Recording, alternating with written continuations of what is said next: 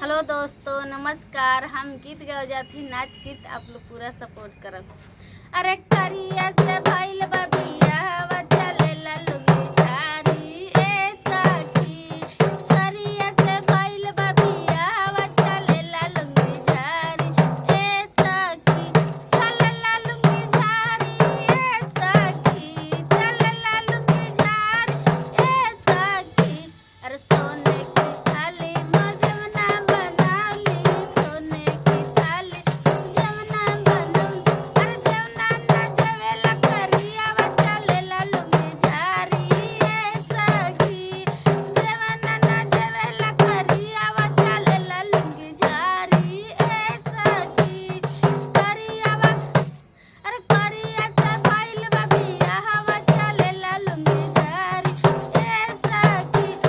गजड़े गड़ुलवा गंगा जल पानी, गजड़े गड़ुलवा गंगा जल पानी। अरे पनिया न पियला करियावा चलेला लुंगी झारी ए सखी। अरे पनिया न पियला करियावा चलेला लुंगी झारी ए सखी।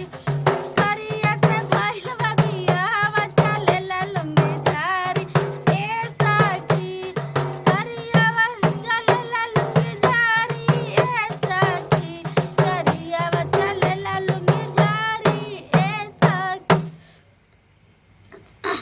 अरे लौंगा इलायची का बिरवा लगवली, लौंगा इलायची का लगवली। अरे बिरवा न कुचेला करियावा चलेला लुंगी झारी ए सखी। जवाना न जवेला करियावा चलेला लुंगी झारी ए सखी। भइल बा करिया से बियाहवा चलेला लुंगी झारी ए सखी।